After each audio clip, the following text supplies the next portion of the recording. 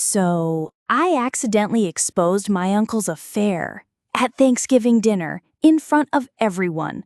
And no, this wasn't one of those awkward slip-ups that people laugh about later. This was catastrophic. It was the kind of drama that changes the vibe of every single family gathering forever.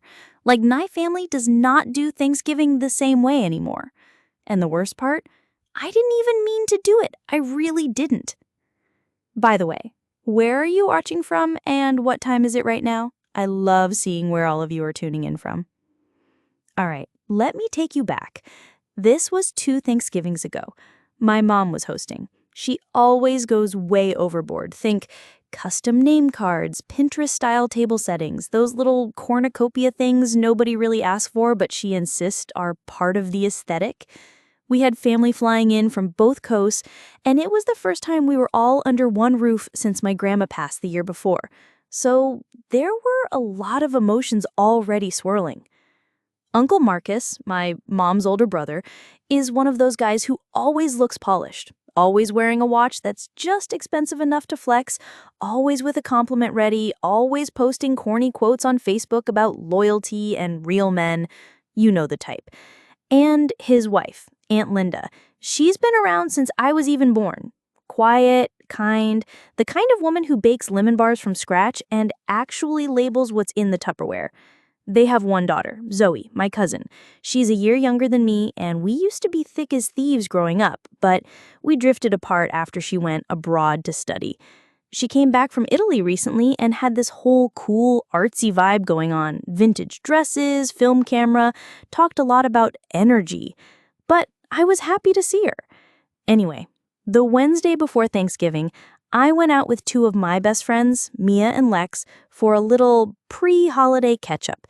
We went to this tucked-away sushi spot that Mia swore was the best-kept secret in the city. And guess who I saw? Uncle freaking Marcus, sitting in a booth near the back, leaning across the table, holding hands with a woman who was not Aunt Linda. Now, listen, I tried to play it cool. I really did. I ducked my head, pretended I didn't see anything, but the damage was done. Because once you see something like that, you can't unsee it. She was gorgeous, by the way. Probably in her late 20s, hair so shiny it looked fake. She was laughing at something he said, and he did that thing guys do when they're into someone. They puff up, like they grow an extra inch in ego. And here's where it gets worse. He saw me. Our eyes locked, and for a second, neither of us did anything. He didn't wave, I didn't nod. He just stared, then looked away like he didn't recognize me. That should have been my first red flag, but I didn't say anything. I told myself, maybe it's a client, maybe they're working on a project. I mean, I didn't know. And honestly, I didn't want to be the one to stir the pot. So I stuffed it deep into the back of my brain, went home, and convinced myself to forget it. Fast forward to the next day, Thanksgiving. Everyone's dressed up. The table looks like a magazine spread, candles, glassware, a big-ass turkey in the middle like a centerpiece of lies. Uncle Marcus walks in with Aunt Linda on his arm, acting normal, smiling, giving hugs, making jokes. I remember looking at him and feeling this pit in my stomach. Like, how do you cheat on someone and then walk into a room like you just finished building them a house? I don't know what possessed me. Maybe it was the wine, maybe it was the adrenaline, maybe it was watching him pour cranberry sauce on her plate like he wasn't out at a secret dinner 48 hours ago. But I snapped. My mom, being the sentimental queen she is, decides we should go around and say what we're thankful for. Classic move. Everyone's saying sweet, normal things. I'm thankful for family. I'm thankful for my job. Blah, blah, blah. Then it's my turn, and I say, I'm thankful for unexpected sightings. You really never know who you'll run into grabbing sushi these days. I thought it was subtle. I really did. But no. The whole room went silent. You could hear someone's fork clink against their plate like a warning bell. Uncle Marcus's face? Pale. Gone. Like someone unplugged his soul. Aunt Linda looked at him. Then looked at me. What sushi place? She asked. Slowly. I tried to backtrack. Oh, nothing, just I saw someone the other night. Probably wasn't even him. Zoe, bless her nosy heart, goes, wait, where? I sighed. Izakaya Hana, that little spot on 14th. Silence.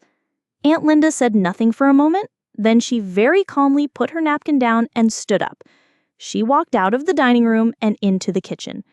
We all sat there, frozen. No one dared to take a bite. Then we heard it. A crash, a plate shattering, and then, "You lying piece of garbage!" Aunt Linda screamed so loud, the kids upstairs got quiet. That's when chaos broke out.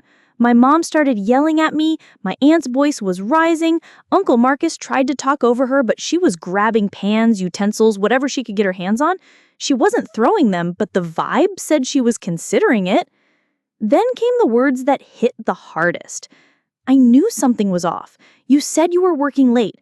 I found lipstick on your jacket last month and you gaslit me for days." That's when Zoe's face crumbled. She looked at me like I'd ripped the floor out from under her. She whispered, "You saw them?" And I nodded. I didn't know what else to do. After that 10 minutes of yelling and storming and a full-on emotional earthquake, Aunt Linda walked out of the kitchen, grabbed her purse, and said to Zoe, "You coming?" Zoe stood there. Then she looked at her dad, really looked at him, and just shook her head. She said, "I don't even know who you are." She left with her mom. Uncle Marcus didn't chase them. He just sat down in silence, surrounded by stuffing and shame. I didn't say another word the rest of the night. Nobody did. It was like the dinner had been hit by a tornado. People quietly laughed, someone took the turkey home, the kids never came back downstairs. Afterwards, I sat in my car, replaying everything over and over again. Should I have stayed quiet? Should I have pulled him aside earlier? Should I have warned Aunt Linda privately? But then, 2 days later, I got a text from Aunt Linda. It said, "Thank you," followed by, "You didn't ruin anything. You just exposed it." And I cried. I actually cried. A week later, I got another message, this time from Zoe. She said, "I thought I hated you, but now I realize you did what nobody else had the guts to do. I found out this wasn't his first time, not even his second." Y'all, this man had been cheating for years. Years. She said Linda had suspected things before, but never had proof, never had backup. And I delivered the smoking gun right in the middle of Thanksgiving dinner. Was it messy? Yes. Did it ruin the holiday? Absolutely. But did it expose a man who built a life on lies? Also yes. Now, here's the kicker.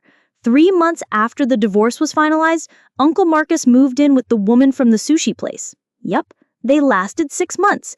She dumped him after she found out who he really was. Poetic, right?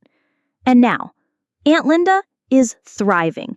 She started her own baking business, has a boyfriend who helps her at the farmer's market on weekends. The lemon bars hit so much harder now. Zoe and I talk again. We're rebuilding. Slowly. But I'll never forget that moment.